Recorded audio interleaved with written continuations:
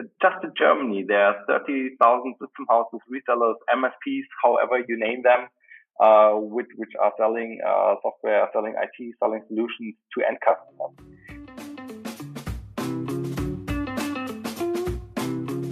Hello, welcome, and thank you for tuning into Channel Voices, the podcast for future channel leaders, where we learn the ins and outs of partner ecosystems through casual conversations with channel professionals from a variety of industries, partner types, and geographies. My name is Maciek, and I'm your host. Oliver Roth, welcome to Channel Voices. Thanks, Martin. It's a great opportunity for me being here and talk to you about distribution and channel in general. Excellent. Thank you so much for joining us today. Maybe we'll start with a little bit of introduction on the work that Prianto Distribution does. Maybe you could run us through what it is that you do and what type of vendors do you work with typically? Of course. As mentioned, my name is Oliver Roth. I'm one of the founders of Prianto. We are a distributor specializing in enterprise infrastructure software, founded in 2009. So now we are operating in 10 countries, have around about 110 employees, and revenue last year was a little over 100 million euros.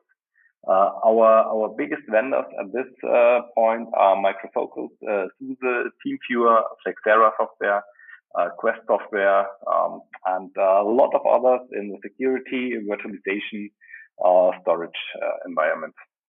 And our home market, let's say, so our headquarters is in Munich. We have subsidiaries in the Netherlands, France, UK, Poland, Czech Republic, Hungary, Canada, Austria, and Switzerland. So quite a big range of countries where we are in.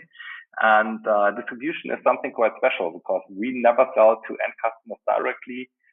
We only sell to resellers. And many people ask the question, why do we do this? Why don't you sell to end users directly? And the answer is quite simple. So you need to have a clear go-to-market strategy that your partners and resellers work with you. And we don't want to be the competition of our customers, of our partners.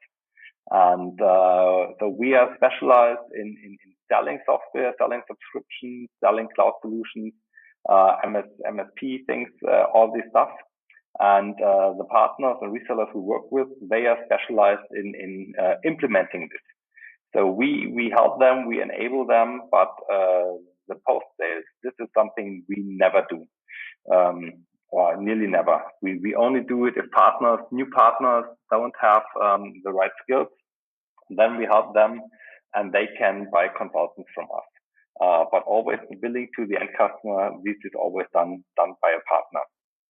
Perfect. That's a great introduction. So it took you since 2009 to grow to over 100 million. That's very impressive, really.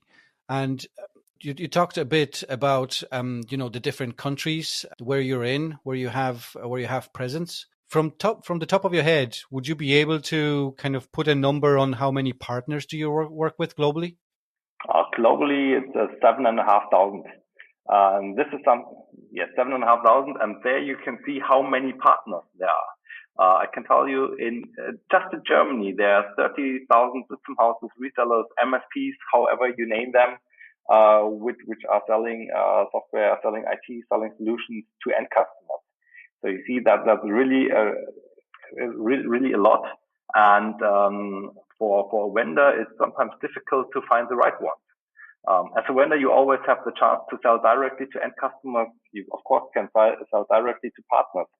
But if you want to sell directly to end customers, you need hundreds of salespeople to really reach all the customers which could be interested in your products. And also, if you think, okay, no, I don't want to spend so much money for salespeople, you can hire hundreds of channel people and sell to the resellers directly. But there are also 30,000, and you need to know who are the right ones you need to talk to. And this is something where we come in.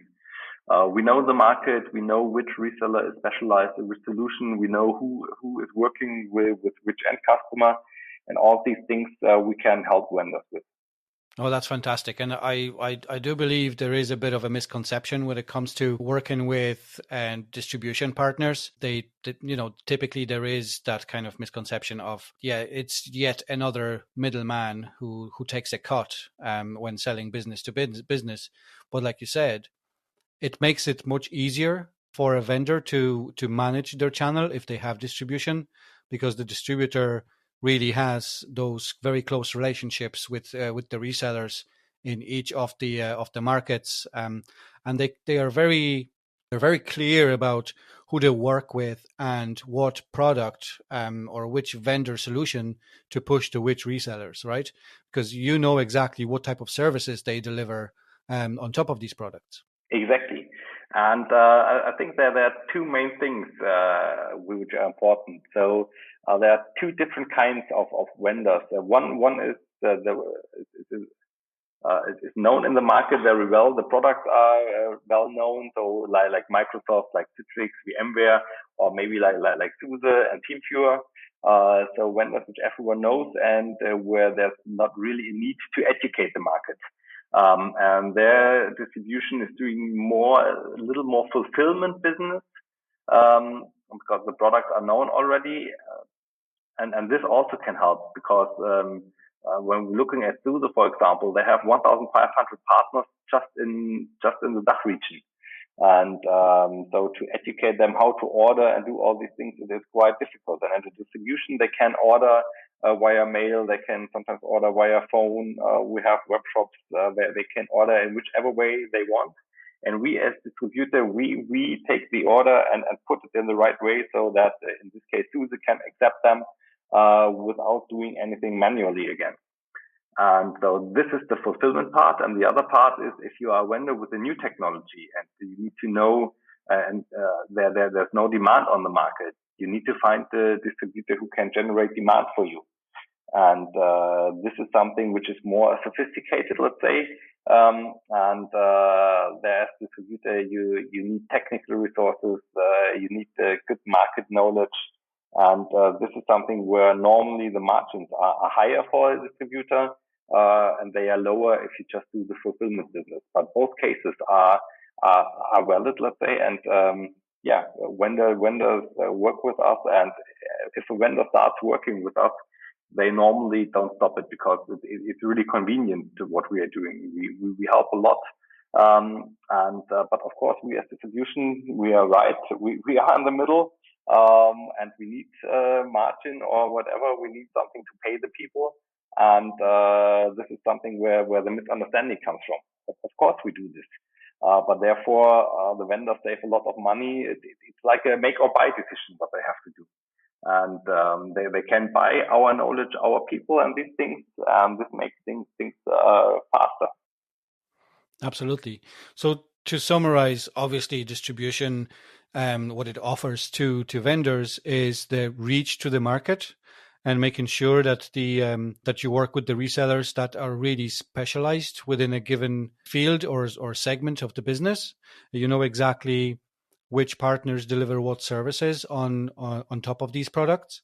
But in exchange, also, what you do, you streamline, for example, the procurement process, because it is easier for the partners who work with the end users to order directly from a distributor, rather than the vendor having to educate them on the order process and everything else that goes around with it, right? Exactly. That's absolutely right. And I can tell you a quite nice example. When I was younger, I used to work with a distributor working with IBM. And the IBM order desk told us that if partners, there were partners which could order directly. And if they order directly, not via distribution, then around about 50% of the orders were correct. It was even worse if their own salespeople tried to take the customer orders directly. There was 20-something% of the orders were correct. And working with distribution at this time was, I think, 99-point-something% of the orders were correct, and everything was in the quarter and worked very good. So also the fulfillment part You need the operational excellence, and if you're good in this, it helps everyone. Excellent. And that's obviously, I mean, in today's terms, where we are used to, especially online, buying something, we want that instantly, right? And it's no different what business needs. Once they make the decision and they place the order, they expect to have that software as quickly as possible, if not instantly, right? That's one part of the story, but the main reason for this is the other way around. To be honest, many vendors are American vendors. They are quarterly driven, so they are measured on numbers. And if the deal is not in at the last day of the quarter, it's not in. It doesn't count. And for many of the vendors, it's a big problem if deal slips and the forecast is not correct and things like this. Of course. And this is something, we can help with. Excellent. That's great. So we now understand how do you operate and how you what problems do you solve or where do you add value for the vendor. But in regards to what a distributor needs from a vendor, so they're both successful. What are the typical things that you would be usually asking a vendor for, or is it something that's being maybe pre-agreed and is in the contract? So there are two very important things. You have to have an aligned idea of how the go-to-market works. So the worst thing you can do as a vendor is if you have different routes to market, which is okay, they need to be clearly defined. And so if you have your 5 biggest end customers you work with since years, let's say, then it's no problem. If you say, okay, these are my 5 customers, these customers I serve directly, that's fine. Also, if you have a partner from the beginning and you say, this is my partner, I work with him since years, I want him to buy directly, this is also not a problem. But to switch these things, that's the problem. So the strategy needs to be clearly defined. What is very important, that there's no chance that customers or partners get a better pricing if they buy directly. This always causes a lot of confusion and big problems. So the clear model is important, and it's also important for us when signing a new vendor that especially if the vendor is new in the market, no one knows him, that we have a dedicated person for this vendor. Because our salespeople, like nearly all distributors I know, salespeople are paid on the margins they earn, and so it's important to have a dedicated person which is only paid on the success of the vendor he takes care about. And this person needs to be paid. This can be from margin, ideally, but if a vendor goes new to market, there is no margin. And there is something like a funded head or market development fund or whatever. And these things, the work we do as a distributor needs to be paid for. Yeah, absolutely. Nobody's in the business to do it for free, right? Exactly. And in the past, we often or sometimes did when a vendor had a really nice product and we really liked it, and then we onboarded it and started, and then the vendor was sold to another one or went bust or people changed, they had a new strategy. So these investments, this is something which needs to be secured from our side. So in terms of how you are typically being approached, or do you maybe sometimes go after a typical vendor where you see the gap in the market and you think they could fill that, or do typically vendors approach you as a distributor? It's both sides. So our technical consultants, they visit trade shows, they visit fairs and things like this, and look for interesting vendors. But more often vendors are coming to us. So, for example, at the moment, I think I get between 2 and 10 requests of vendors who want to work with us per week. And resellers get the same. So it's always important to choose the right one and not to waste time and money for every side. And some other point is very important to keep in mind. So we as distribution, our margin is quite small. Compared to what a vendor, especially software vendor, potentially can earn. So, for example, if we sell a software for 100,000 euros, our margin is, let's say, 10%, it's 10,000 euros. But the rest, the 90,000, they stay at the vendor. So if sometimes vendors have the idea, we invest both sides, and we do it 50-50, then this is something which is not fair because the earnings are not 50-50. And this is also something vendors forget quite often. Right. And how do typically vendors come to you when they approach you? What is it that they're typically looking for? When vendors approaching us, normally they are new in the market and they are looking for someone who can help them to multiply their business in the market.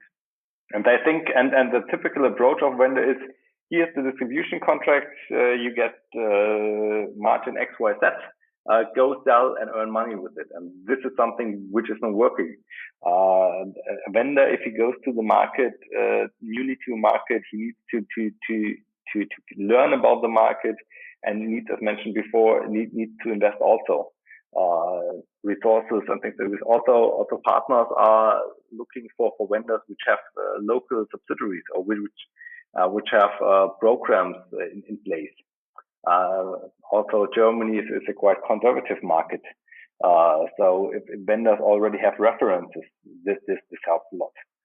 So typically, or the best for vendors to grow, to go to market would be find first their own customers, and then with these references find the first partners by themselves, and then go to distribution and spread it, multiply it.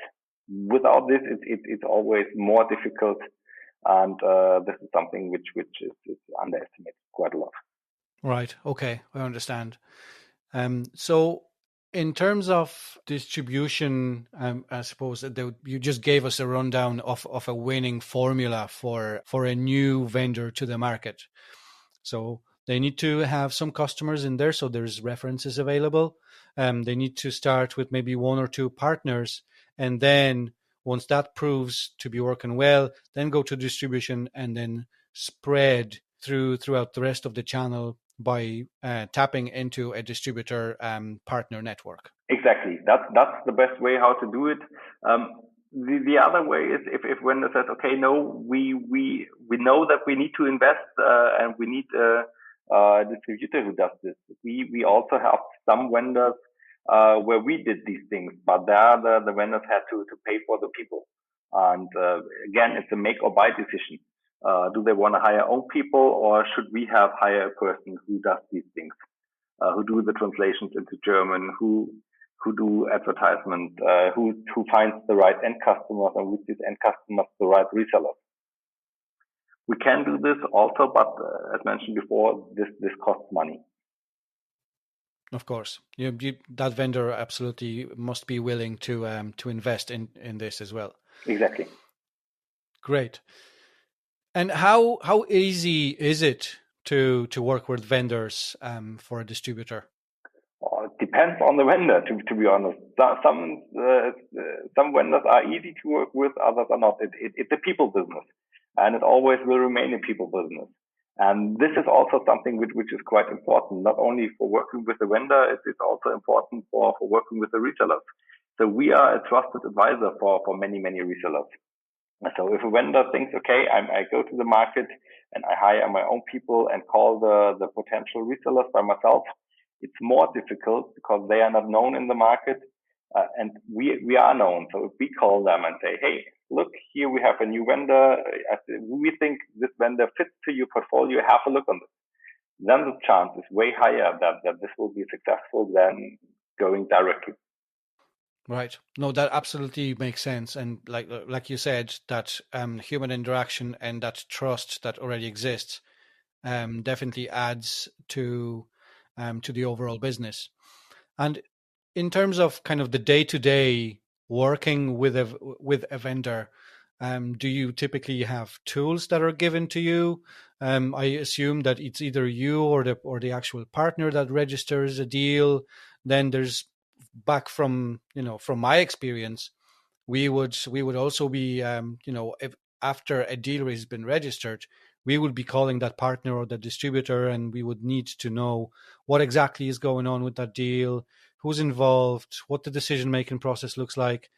Do you have tools that are given to you, to the vendor, to kind of eliminate those phone calls and actually leave you to do your work? In an ideal world, yes. So most of the big vendors they have tools where they work with, especially dealer registration and things like this are very important. But also something where you have price list, renewal management, all these things. This is automated. This helps a lot. And the established vendors we work with, they all have something in place like this. If there's a small vendor who doesn't have this, we recommend to put something in place. Of course, you can start with Excel, but if you grow, then it doesn't make sense. There especially lead registration. That's a really important thing, because if you don't know where the lead's coming from, you can't benefit the partners or your own salespeople. Yeah. No, that's absolutely of huge importance, and I have seen things being done right, maybe less right, and somewhere in between. So, do you typically have a dedicated team or a person at least per vendor? Yes, that's as mentioned in the beginning. This is something we always try to have, because if you don't have dedicated person, the salespeople always look for the easiest way to sell, for the low hanging fruit, and this is typically not a new vendor. This is typically a vendor they work with since years sometimes. So dedicated person or teams for a vendor, this absolutely makes sense. Of course, if there are smaller vendors, you can group them. For example, we have a team specializing on anti-the computing and virtualization, where quite a lot of smaller vendors in there, and there it absolutely makes sense to have people who really know what they are doing. So we never, as Prianto, we never have the typical salespeople which are running around to different customers, having a coffee and having no idea about anything. So our people are always focused on a vendor or product, or a solution set. Right. Okay, I understand. And in terms of the operational side of a vendor, maybe if you could tell us, I know you did tell us a little bit about, how the teams are structured, etc. But how do you operate on daily basis? What does a typical day look like at a distributor? It depends. So if you have a vendor who's fresh in the market, or maybe I can tell you, I tell you not about the typical day. I tell you about the typical start of a working relationship with the vendor. Maybe that's more interesting, because days are different every day, so it's difficult to say. But when we're working with the vendor, we look at the product, we test the product, and only if our technical consultants tell us, yes, this solution, this product is good, is ready to go to market, then we start, and then we do a research in our databases, to see what are, or the first thing we do is we talk to the vendor and find out the right target group. Where's the sweet spot? Which is the ideal customer? If we know the ideal customer, then we go to our database, do a research, and look which are the resellers who serve this ideal customer and have knowledge about the technology or technologies around this. And then normally we have a set of, let's say, 100 partners we want to approach, and this is and then we start calling them and doing POCs, or trainings, or before we do this presentation. The first ones, of course, together with the vendor, and when our people are fit enough, they do it by themselves.